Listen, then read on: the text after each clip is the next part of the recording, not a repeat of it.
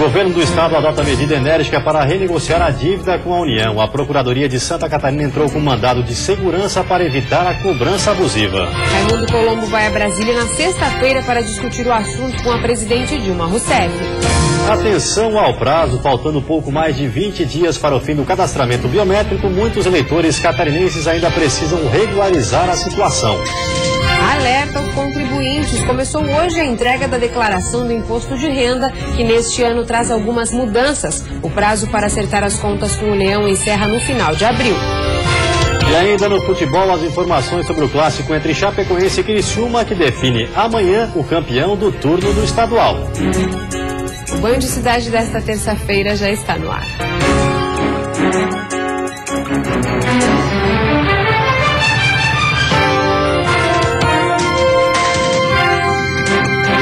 Recebeu nesta tarde o Seminário Nacional para discutir sobre formas de fiscalização da lei do desmonte. A aplicação da norma, segundo especialistas, pode até diminuir roubos e furtos de carros no estado, uma vez que os desmanches clandestinos de automóveis seriam fechados. A lei do desmonte foi debatida por autoridades de trânsito e seguradores de veículos em Florianópolis. A norma está em vigor desde maio do ano passado e regulariza as atividades dos desmanches de veículos. Entretanto, em Santa Catarina, ela ainda não é cumprida. O CONTRAN já deu as suas normas e agora nós só esperamos que os órgãos que vão cuidar da lei, que realmente fiscalize para que os desmontes sejam dentro da regularidade e colocando as peças então recicladas no mercado com procedência e com rastreamento e etc. Para a Federação Nacional dos Corretores de Seguro e das Empresas Corretoras de Seguro, a aplicação da lei teria impacto positivo para o meio ambiente, com os desmanches de veículos regularizados e sem a exposição de sucatas ao tempo, e também reflexos econômicos. Em segundo momento, você tem a questão da segurança, porque não é mais permitido, de acordo com a lei, a comercialização de peças de suspensão, de freios. Essas peças deverão voltar ao fabricante para serem remanufaturadas. E as peças que poderão ser revendidas, como lanternas, paralama, capô, peças que não comprometam a segurança do veículo. No ano passado, foram mais de 17 mil veículos roubados ou furtados em Santa Catarina. Os especialistas afirmam que se a lei do desmonte passar a valer na prática, os casos de roubos e furtos no estado cairiam em até 50%. O produto do roubo perde de ser o interesse. Ele não tem mais como comercializar certas peças. Então, a empresa de desmonte, ele vai ter que ter nota fiscal, ele vai ter que comprovar a origem das peças que ele vende e ele não vai poder mais vender certas peças. Então, fica mais fácil até para a autoridade fiscalizar. Diminuindo furtos e roubos e tendo no mercado peças regularizadas em desmontes legalizados, o valor dos seguros dos automóveis poderiam ficar em até 30% mais baratos. Com essa lei vindo para cá e os desmontes sendo regulamentados, as seguradoras poderão comprar essa peça no mercado paralelo e utilizar no veículo, coisa que não pode ser feita no seguro atual. Na Serra Catarinense, produtores de grãos estão preocupados com a quantidade de javalis que vem atacando as produções na região. Em algumas cidades, o prejuízo anual registrado já passa de R$1,5 milhão. Campo Belo, no Planalto Serrano, tem na agricultura 60% da economia do município. Mas as lavouras extensas, como a do milho, por exemplo, vem sofrendo por causa de um animal que já é considerado uma praga na região. Os javalis estão trazendo grandes prejuízos aos produtores. No ano passado, nós contabilizamos oficialmente em torno de 1.600.000 e esse ano já está contabilizado no início da safra em torno de 800 mil. Então, nós já decretamos estado de emergência no mês de outubro devido aos grandes prejuízos que os nossos agricultores estão tendo. Os estragos são visíveis. As plantações de milho são os principais alvos do javali.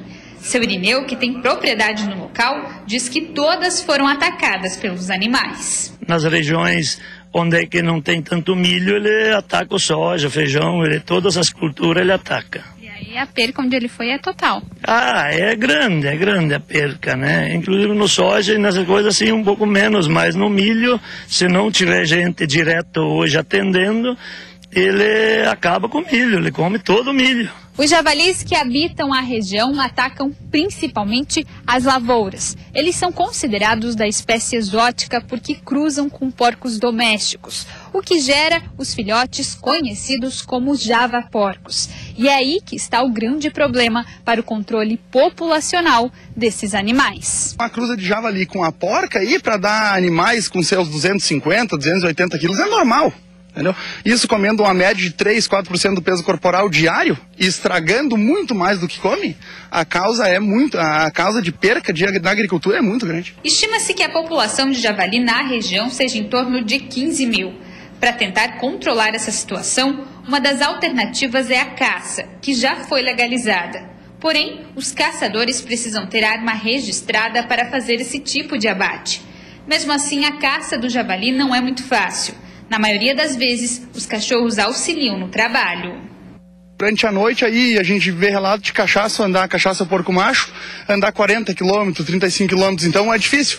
Muitas vezes a gente tem relatos proprietários das lavouras, os porcos estão comendo hoje lá em casa. Tu chega lá amanhã, tu não acha. Por quê? Eles já estão muito longe. Estudos mostram que se não houvesse o abate desses animais, em 3 anos as plantações de milho e soja, além de outros grãos, iriam deixar de existir na região. Mesmo assim, o controle dos javalis ainda é um problema, já que muitos produtores esbarram na burocracia para se obter a licença de caça. E a seguir, o saneamento básico da capital será discutido daqui a pouco em Canasvieiras. E ainda a partir de hoje, os contribuintes já podem declarar o imposto de renda e é preciso ficar atento para algumas mudanças.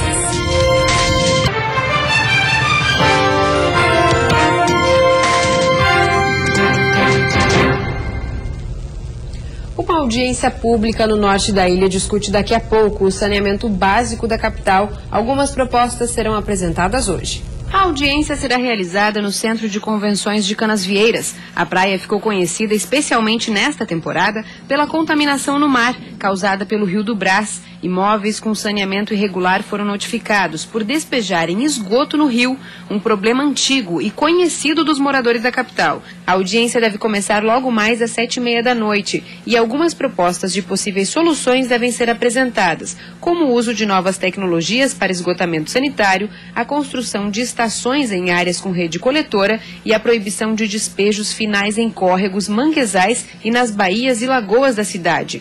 No encontro, uma carta aberta deve ser entregue à população com 20 requerimentos. Também deve ser anunciada a realização do seminário técnico sobre tratamento de esgoto, em parceria com a UFSC. A audiência foi proposta pela Comissão de Transportes e Desenvolvimento Urbano da Alesc. O ar seco permanece sobre o estado nesta quarta-feira, deixando o tempo instável. As temperaturas amanhecem amenas, mas durante a tarde devem aumentar, principalmente no litoral norte e sul, Vale do Itajaí e Grande Florianópolis, onde a temperatura chega a registrar 30 graus. Na Serra Catarinense, o amanhecer será de 8. No oeste, mínima de 15 e máxima de 23. E no Planalto Norte, as temperaturas variam entre 14 e 25 graus. Atenção, contribuintes, começou hoje a declaração do imposto de renda que neste ano traz algumas mudanças. O prazo para entrega vai até o final do mês de abril. Quem teve renda em 2015 igual ou superior a R$ 28.123,91 precisa fazer a declaração do imposto de renda. Neste ano é preciso ficar atento a duas mudanças. Dependentes com mais de 14 anos precisam ter o CPF informado e profissionais da área da saúde e do direito precisam informar nome e CPF das pessoas que pagaram por seus serviços. Além disso, há outros critérios para ser declarante, além da renda anual. Nós temos também o limite de rendimentos isentos e não tributáveis, que são rendimentos de cadernetas de poupança, de indenizações, que é de R$ 40 mil. E também um ponto muito importante, aquelas pessoas que possuíam imóveis de valor acima de R$ 300 mil.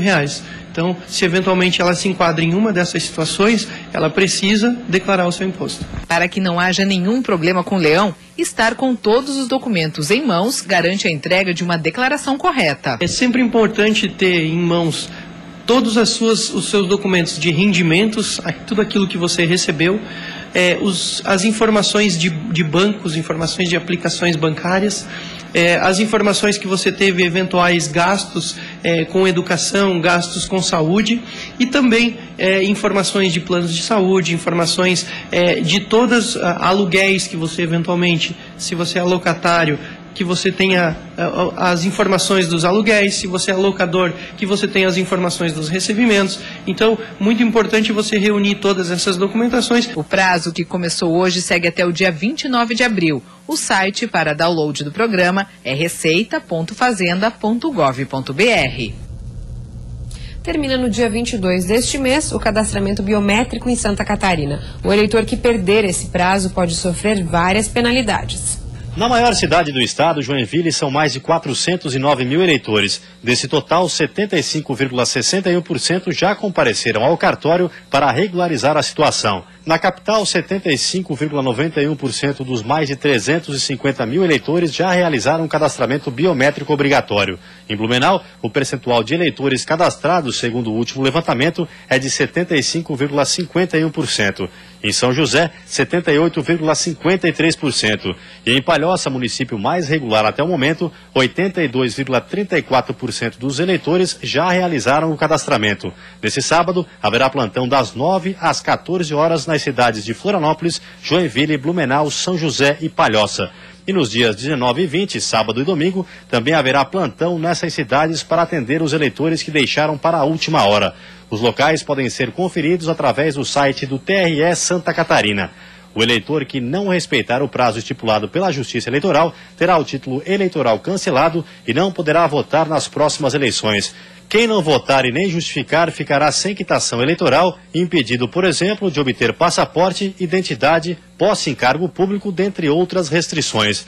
Para o cadastramento, é necessário ter em mãos documento oficial de identidade com foto e comprovante de domicílio. E para o primeiro alistamento, os homens maiores de 18 anos devem comprovar a regularização com o serviço militar.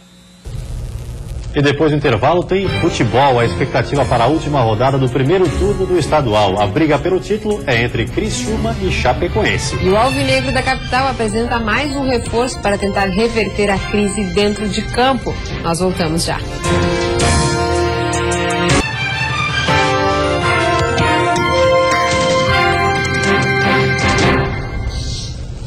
Muita expectativa para a última rodada do primeiro turno do estadual. Chapecoense e Criciúma se enfrentam amanhã para decidir quem leva o título e garante vaga para a decisão do campeonato. O Verdão do Oeste, com 20 pontos, é o único time invicto no primeiro turno. Até com um empate ou uma derrota por 1 gol de diferença, a Chape leva o título. O técnico Guto Ferreira não joga e Rafael Lima, com um problema no joelho, é dúvida. Em compensação, o volante Gil retorna de suspensão. O Criciúma, com 17 pontos, precisa vencer com uma diferença de 2 gols para ser o campeão do primeiro turno. O time do técnico Roberto Cavalo deve enfrentar a Chapecoense com a mesma formação do jogo contra o Metropolitano, quando venceu por 3-0. Nós estamos indo a Chapecó, com certeza, com muita vontade de trazer esse título, né? É um turno importantíssimo e que só a Chapecoense está invicta até o momento. E talvez uma derrota acontecendo de 2-0, que é o que precisamos para a conquista, nos dá essa tranquilidade de conseguir já diríamos o meio campeonato, que é o turno. Então, passei para os jogadores tranquilidade, muito empenho, querer mais que a Chapecoense. Lá dentro é muito forte, a torcida comparece, ajuda, né? É um time muito entrosado, essa é a verdade, a Chapecoense. Por isso a preocupação minha de marcação. E confira agora como vão ser os outros jogos da última rodada do primeiro turno.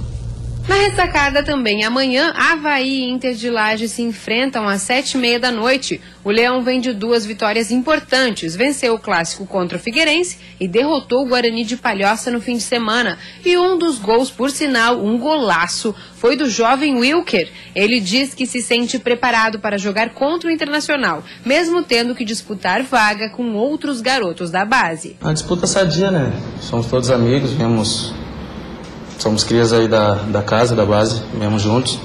Cada um está trabalhando, se esforçando ao máximo para buscar seu espaço e tentar a titularidade para ajudar a equipe do Leão. Outro jogo desta quarta-feira é entre Camboriú e Guarani de Palhoça, às 8h30 da noite. Os dois estão nas últimas posições da tabela e vão lutar contra o rebaixamento. Com 4 pontos, o Guarani é o 9º colocado e o Cambura, também com 4, é o lanterna. O Figueirense, na 8ª colocação com 6 pontos, enfrenta o Metropolitano, 6º colocado, na quinta-feira em Blumenau. O alvinegro, com apenas uma vitória no primeiro turno, vive um momento de crise e, mesmo sob o comando de Vinícius Eutrópio, não conseguiu mostrar sinais de recuperação. Ontem o time apresentou o mais novo reforço, Badi, que deve ter função de armador, mas que concorda em atuar em outras posições. Eu ainda não cheguei a conversar muito com o Vinícius sobre o fator campo, mas independente, se tiver que jogar um pouco recuado, um pouco mais à frente, independente da função que for colocada, eu estou à disposição para poder ajudar o Figueirense. Brusque e Joinville completam a última rodada às 9h30 da noite de quinta-feira. O time do Vale do Itajaí tem 9 pontos e é o 5º colocado na classificação. Já o Tricolor, com 8 pontos, está na 7ª posição. E a seguir, inadimplência. Depois de um início de ano preocupante, caiu em fevereiro o percentual de famílias endividadas no estado. E ainda a Procuradoria de Santa Catarina entrou com um mandado de segurança contra a cobrança da dívida do estado com a União.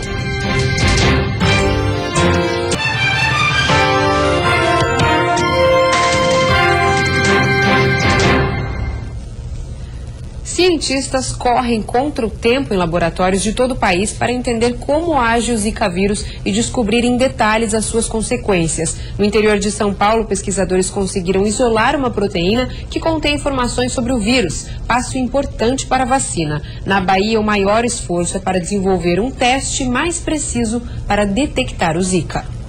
Só na Fiocruz de Salvador, 6 grupos de cientistas trabalham em diferentes linhas de pesquisa. A orientação é reunir evidências para esclarecer a relação entre o crescimento da infecção pelo Zika, os danos no cérebro dos fetos e o aparecimento de sequelas neurológicas em quem foi infectado. Para os pesquisadores, é urgente desenvolver um teste mais específico para detectar a presença do Zika vírus no organismo, mesmo meses depois do desaparecimento dos sintomas da infecção ou em pacientes assintomáticos. Isso ajudaria a esclarecer as prováveis relações entre a infecção pelo Zika vírus com complicações neurológicas, como a microcefalia nos bebês e a síndrome de Guillain-Barré. O teste disponível hoje, mesmo no centro de referência, é um teste que é direcionado para os vírus, flavivírus, mas ele é um tanto inespecífico, então ele pode vir positivo para dengue e atrapalhar na interpretação do diagnóstico. Esta maternidade da Universidade Federal da Bahia tem acompanhado gestantes que tiveram Zika e o desenvolvimento de seus bebês. Mas ainda não há um protocolo clínico para o estudo das mães que já tiveram bebês com microcefalia e não apresentaram sintomas, 80% dos casos. Nesse momento, o ideal seria o quê? Pegar todas as grávidas, incluindo esses 80%, e a gente fazer um protocolo sequenciado de avaliação para a gente, portanto, monitorizar todos os bebês nesse momento, só que isso foge a todas as regras de rastreio, tá bom? Porque é caro, é difícil de ser feito. Depois de ter identificado a presença do Zika vírus no Brasil, este pesquisador da Universidade Federal da Bahia quer compreender como o vírus penetra nas células. Mas o cientista reclama da falta de apoio. Nós estamos praticamente trabalhando de doações de favores de pesquisadores colegas que doam. Nosso laboratório hoje parece que não existe para o governo federal. Em outra frente, pesquisadores de Campinas, em São Paulo, conseguiram isolar uma proteína que contém as informações da estrutura do vírus. Uma vez de posse dessa informação, nós podemos mimetizar a situação que é produzida pelo organismo e agora, então, induzir defesas a partir de vacina ou então produzindo aquilo que nós chamamos de anticorpos monoclonais, que são antídotos para combater a infecção pelo vírus. O ano começou com índices preocupantes de contas em atraso para os catarinenses, mas em fevereiro caiu o percentual de famílias endividadas e inadimplentes. Os indicativos mostram que os catarinenses estariam negociando dívidas e saindo da inadimplência. Os dados são da pesquisa de endividamento e inadimplência realizada pela Fecomércio Catarinense. O relatório mostra que os 13 indicadores pesquisados caíram. O endividamento, que passou de 62,5% para 60,8%, o percentual de famílias com contas em atraso, que era de 20,1% e caiu para 18,1%, e aqueles que não terão condições de pagar, que era de 13% e passou para 10,7%. Os dados são nacionais e mostram que o número de famílias com dívidas recuou de 61,6% para 60,8%. Mesmo assim, os números são considerados bastante negativos, porque refletem a desaceleração da renda e que o consumidor tem poucos recursos disponíveis para o pagamento e para novas compras. Segundo a pesquisa, o cartão de crédito continua como o principal vilão, sendo responsável por 49,8% dos casos de endividamento, e Florianópolis lidera a lista de cidades com o maior percentual de famílias endividadas do estado, chegando a 85,7%. O governo do estado questiona o valor da dívida que possui com a União. A Procuradoria de Santa Catarina entrou com um mandado de segurança para evitar a cobrança abusiva. Segundo o governo do estado, a União estaria cobrando juros sobre juros de um valor de 4 bilhões de reais. O estado afirma que já pagou 12 bilhões dessa dívida, somando juros e taxas. Por isso, Santa Catarina quer agora que uma lei que entrou em vigor em fevereiro seja cumprida, diminuindo o saldo a ser pago, que, segundo o governo federal, ainda seria de 9 bilhões de reais. O decreto que regulamentou a lei, em vez de diminuir, aumentou a dívida, né? E isso não atende os estados. Por isso, um posicionamento de que se cumpra a lei ou que se construa um diálogo que atenda os estados. E isso é absolutamente um direito e nós temos que lutar por ele, porque nós estamos pagando 90 milhões de reais por mês e a dívida continua aumentando. Uma das parcelas dessa dívida venceu nesta segunda-feira. O governo do estado decidiu não pagar e depositar o valor em uma conta administrativa. Agora, a União tem instrumentos para nos cobrar de forma compulsória. Eles podem fazer no dia de hoje, amanhã, daqui a 10 dias, um bloqueio das nossas contas via Banco Central e eles pegam o valor e quitam a parcela. Mas a gente cria o fato e pressiona o Supremo Tribunal Federal a se manifestar sobre o dano que está sendo causado a Santa Catarina mês após mês. Além disso, Santa Catarina entrou com um mandado de segurança para evitar o abuso da cobrança de juros. Porque estamos convictos de que cabe mandado de segurança, que o mandado de segurança é ação própria, justamente para discutir uma ilegalidade, um abuso que estaria sendo praticado pelo Poder Público Federal na cobrança de juros sobre juros para fins de definição do valor do saldo devedor da dívida acumulada de Santa Catarina. O presidente da Assembleia Legislativa afirma que todos estão unidos e apoiando o governo do estado nesse questionamento do valor da dívida com a União. Tenho convicção que a Assembleia como um todo estará presente, unida, forte, junto ao governo e à sociedade, para que nós tenhamos em Santa Catarina condições de governabilidade que atendam as pessoas na sua plenitude. Segundo Raimundo Colombo, o não pagamento da dívida não se trata de crise financeira, e sim de uma questão de direito, para que o valor não aumente e essa se torne uma dívida que possa se estender por muitos anos. Temos conversado bastante com a grande maioria dos governadores e todos defendem e se associam conosco nessa luta. Eu tenho certeza que a gente vai conseguir produzir um resultado positivo. É uma questão agora de firmeza e determinação. E foi confirmada também hoje a ida do governador Raimundo Colombo a Brasília. Ele vai se reunir com a presidente Dilma Rousseff para discutir o assunto. O objetivo do encontro, segundo o próprio governador, é tentar chegar a um acordo com a União. E encerramos a edição de hoje com um reconhecimento merecido. Santa Catarina é composta por municípios que fazem do estado um dos melhores do Brasil quando o assunto é desenvolvimento econômico. E hoje uma dessas cidades, Videira, no meio oeste, completa 72 anos de emancipação político-administrativa. Por isso, a Band de Santa Catarina deseja um feliz aniversário à cidade e ao povo videirense. Uma ótima noite a todos e até amanhã. Boa noite, até amanhã.